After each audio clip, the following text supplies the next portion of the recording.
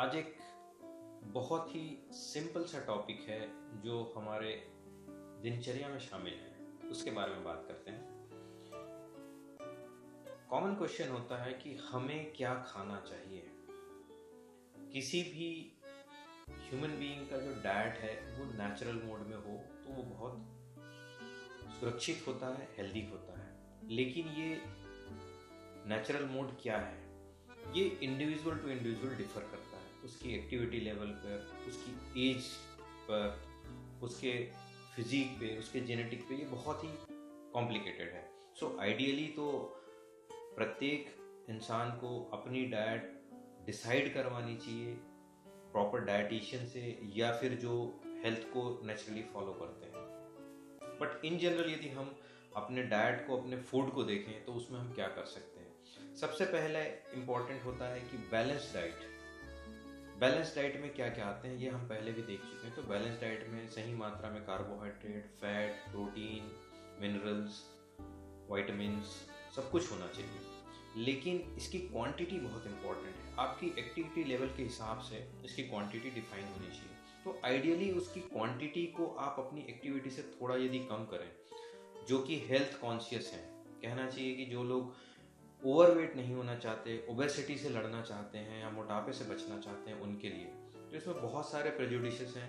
But the best in the common way should be कि आप जो भी खाना खाते हैं, जो कि हमें आयुर्वेद में भी बताया गया है कि खाना हमेशा अपनी भूख से कम खाना चाहिए। कहते हैं कि 2 निवाले आप अपने भूख से कम खाना खाइए, विच इज नॉर्मल। कुछ लोग फॉर्मल मील को प्रेफर करते हैं, ब्रेकफास्ट, लंच एंड डिनर, जो कि एक रेगुलर रूटीन के लिए अच्छा होता है। लेकिन इससे भी बेटर यदि आप अपनी लाइफ को एक्टिव और बहुत ही फ्री रखना चाहते हैं तो इसे आप 5 या 6 मील से भी ज़्यादा में डिफाइन कर सकते हैं, उसे डिवाइड कर सकते हैं। ब्रेकफास्ट थोड़ा सा हो, एंड देन बिफोर लंच वाली स्थिति, देन आफ्टर लंच इवनिंग सपर या स्नैक्स हो सकता है, एंड बहुत लाइट डिनर। इस टाइप की चीज़ें आप रख सकते हैं, जिसमें जो टोटल फूड की मात्रा है, आपके दिन भर की फूड की मात्रा है, उसको आप 3 भागों में ना डिवाइड करके 5 भागों में डिवाइड करें। तो अर्ली मॉर्निंग, अर्लीस्ट पॉसिबल, जितनी जल्दी आप उठते हैं उसके विद इन 1 आवर कुछ ब्रेकफास्ट जैसा, अर्थात अपने मील का लगभग 20% आप उस समय ले सकते हैं। Then after 3-4 hours another 20%, like that. So इस तरीके से आपके जो वर्किंग आवर है टोटल, जो कि 12 से 14 घंटे का होता है, जो इसमें आप जगते हैं, वो आप कवर कर सकते हैं। और ग्रेजुअली कोशिश ये करें कि आपकी जो रात का मील हो लाइट होना चाहिए, बहुत ही इसे लाइट रखें, ताकि रात में आप हैवी खा के ना सोएं।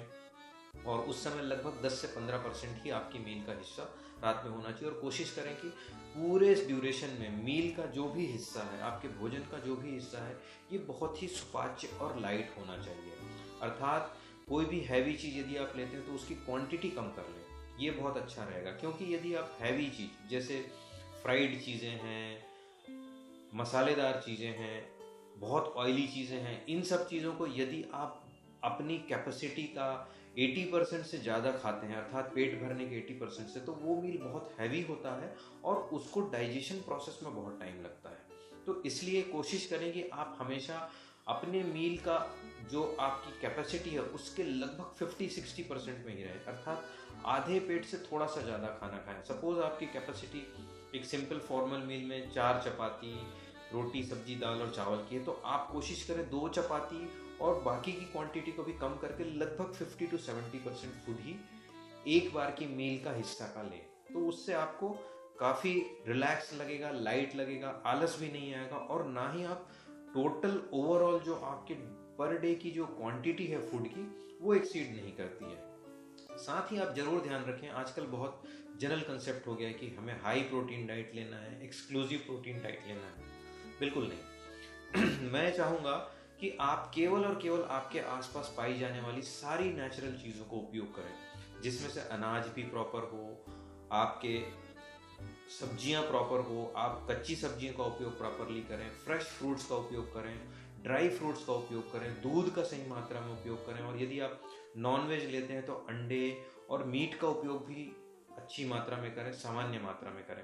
लेकिन इसके बाद जो भी हम एक्स्ट्रा इंग्रेडिएंट्स डालते हैं, जिसमें तेल है, नमक है, मसाले हैं, इनको आप लिमिटेड करें।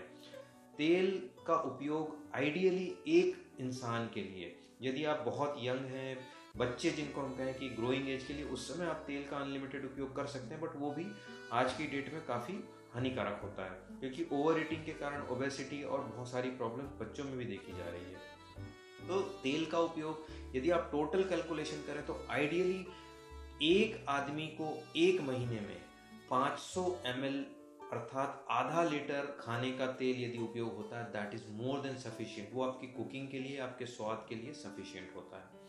लेकिन यदि आप तेल के साथ साथ घी का मतलब हिंदुस्तान में हम गाय के घी से लेते हैं। आप यदि नेचुरल प्रकार से मिला हुआ गाय का घी यदि आप 1 चम्मच सुबह और 1 चम्मच शाम को उपयोग करते हैं, दैट इज वेरी हेल्दी। आप अपने फूड में प्रोटीन की मात्रा को बहुत अच्छे से मेंटेन कर सकते हैं। प्रोटीन का बहुत अच्छा स्रोत आपके सामने नेचुरल फॉर्म में दूध है और दही है, दूध के प्रोडक्ट्स हैं। अंडा यदि आप वेजिटेरियन है तो उसके लिए अच्छा है, और यदि नॉन वेज लेते हैं तो आप अंडे का उपयोग भी बहुत अच्छे से कर सकते हैं। तो 1 या 2 अंडा, दूध, 1 गिलास से 2 गिलास दूध मिनिमम, 1 कटोरी दही आपके प्रोटीन और कैल्शियम दोनों के दिन भर के रिक्वायरमेंट को सफिशिएंटली पूरा करता है। लेकिन सामान्यतः यही देखा जाता है कि बच्चों को केवल दूध पिलाया जाता है, और जैसे ही आप एडल्ट होते हैं, बड़े होते हो, आप दूध नहीं पीते। और बहुत एल्डरलीज जो होते हैं वो दही खाते हैं।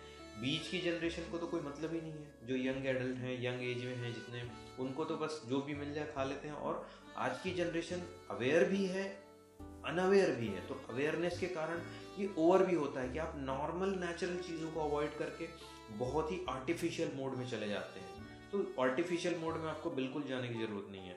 तो इन जनरल यदि हम देखें तो आप अपने डाइट को लगभग अपने शरीर के हिसाब से डिफाइन कर सकते हैं, लेकिन आपको अपने डाइटिशियन से एटलीस्ट, मैं साइंटिफिकली उसमें जाने की बात नहीं कर रहा हूँ, लेकिन नेचुरल फूड को आप अपने हिसाब से, अपनी एक्टिविटी और उसके हिसाब से डिफाइन कर सकते हैं। जैसे आप सुबह उठते हैं तो 1-2 गिलास पानी लीजिए, उसमें आप चाहे शहद डाल सकते हैं, नींबू डाल सकते हैं, इस टाइप की चीज़ें करें, वो आपको बहुत फ़ायदेमंद होता है। हल्का गुनगुना पानी लें।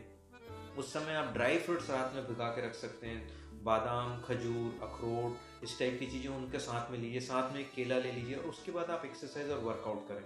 आपका एक्सरसाइज वर्कआउट होने के बाद आप ब्रेकफास्ट पे आते हैं, तो ब्रेकफास्ट में ज़रूर कोशिश करें 1 गिलास दूध हो, कुछ फ्रूट्स हो, और फिर कुछ सीरियल्स हो। आप किसी भी फॉर्म में इनको यूज़ कर सकते हैं। देन आता है कि आप इसके बाद आपका प्री लंच जो सपर, मतलब एक छोटा सा स्नैक्स जैसे कहें, तो उसको आप सूप के रूप में ले सकते हैं, सैलड के रूप में ले सकते हैं, फ्रूट्स के रूप में ले सकते हैं। तो ये क्वांटिटी वहाँ पूरी होती है। उसके बाद आपका लंच का टाइम आता है, तो लंच में आप लगभग 2 चपाती, 1 कटोरी दाल, 1 कटोरी सब्जी के बराबर अपना लंच रख सकते हैं, जो कि बहुत लाइट है, जिसे वर्किंग लंच के रूप में हम कह सकते हैं। उसमें आप दही भी ले सकते हैं, इतना खाली रखें तो आपको लाइट रहेगा, और ये 1-2 घंटे में आपको भूख लग जाएगा। तो जो भी आप खा रहे हैं इसी प्रकार का फूड रखें, ताकि आपको 1 से 2 घंटे में भूख लगना शुरू हो जाए। तो आप ग्रेजुअली खा सकते हैं, और इससे आप दोनों चीज़ें कर सकते हैं। आप वेट गेन भी कर सकते हैं, वेट लॉस भी कर सकते हैं।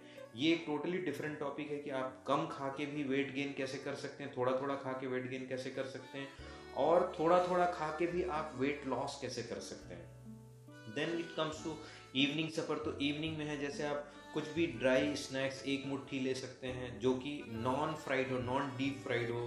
फिर आप रात में बहुत ही लाइट जो आपका फूड हो, उसमें से आप, कई लोग दलिया खिचड़ी पसंद करते हैं, आप रोटी सब्जी जो भी ले सकते हैं। लेकिन कोशिश करें कि जितने एक्स्ट्रा कार्बोहाइड्रेट वाले जो प्रोडक्ट्स हैं, लाइक सीरियल्स है, जिसमें खासकर हम चावल को कहते हैं, हमारे हिंदुस्तान में राइस खाने की आदत, चावल खाने की आदत सबकी है। तो राइस की टेंडेंसी होती है बहुत थोड़े से, जितनी क्वांटिटी को आप रोटी या बाकी चीज़ों से कवर करते हैं, उससे बेहतर है आप रोटी से ही कवर करें, ना कि उसे चावल से। क्योंकि आप चावल थोड़ा भी खाएंगे, वो नॉर्मल से आप ज़्यादा ही खाएंगे, वो एक टेम्पटिंग होता है। सो कोशिश ये करें, साथ में ही आप नमक, ऑयल और इन सब चीज़ों का उपयोग कम से कम करें। आपको खाना खाने के बाद सेटाइटी होनी चाहिए, ओवर नहीं होना चाहिए, ओवरफुलनेस नहीं होना चाहिए। और हाई प्रोटीन वाली चीज़ें जैसे पनीर है, दही है, अंडा है, या फिर दालें हैं, इस टाइप की आप चीज़ें रेगुलरली अपने फूड में लगभग 30-40% यदि आप रेगुलरली लेते हैं, चाहे वो ब्रेकफास्ट हो या फिर लंच का कोई हिस्सा हो, तो आप बेटर सेटिस्फाइड होते हैं, your stomach is quite full. तो ये आप कोशिश कर सकते हैं। पानी की मात्रा आपकी बिल्कुल निर्धारित होनी चाहिए, पानी की मात्रा किसी भी समय कम नहीं होनी चाहिए और ऑन एन एवरेज 2 से 3 लीटर पानी आपको जरूर पीना चाहिए। सो ये एक इन जनरल लगभग एक गाइड है आपके रेगुलर फूड इनटेक का। बट याद रहे, अगेन मैं आपको रिपीट कर रहा हूँ, इसमें आपकी एज, आपकी एक्टिविटी, आपके बिल्ड, आपके बॉडी स्ट्रक्चर के हिसाब से पूरा फूड आपकी कैटेगरी में डिफाइन किया जा सकता है। बट ये इन जनरल है, आप इसको फॉलो कर सकते हैं और यदि आप चाहें तो पर्सनली इसे हमारे कॉन्टैक्ट पे आके भी डिस्कस कर सकते हैं। सो आज के लिए फूड में इन जनरल टॉक के लिए इतना ही। आगे हम और डिस्कस करेंगे कि इंडिविजुअलाइज फूड को हम और कैसे कस्टमाइज कर सकते हैं, कि एक बैलेंस डाइट नेचुरल वे में कैसे लिया जा सकता है। सो याद रहे, अपने फूड में हमें सारी चीज़ें लेनी है, अनाज भी लेना है, फ्रेश वेजिटेबल्स भी लेने हैं, दालें भी खानी है, दूध भी लेना है, प्रोटीन कवर होगा, पनीर, अंडा ले सकते हैं आप, फ्रेश फ्रूट्स जरूर लें और ड्राई फ्रूट्स जरूर लें। ये सारी चीज़ें इंडिविजुअली यदि लिमिटेड मात्रा में हैं तो आपको कहीं भी नुकसान नहीं करती, कहीं मोटा नहीं करती, कहीं नुकसान नहीं करती। बहुत सारे टैबूज और मिथ्स हैं जिसके थ्रू हमें लगता है कि ये चीज़ खाने से ये परेशानी होती है, ये चीज़ खाने से ये परेशानी होती है। इसको मैं ग्रेजुअली कवर करूँगा आपके साथ। बट अभी आप हमारे साथ केवल इस नेचुरल फूड को इन जनरल फॉलो करें और पर्सनली आप डिस्कस करके आप अपने फूड को कस्टमाइज कर सकते हैं। धन्यवाद।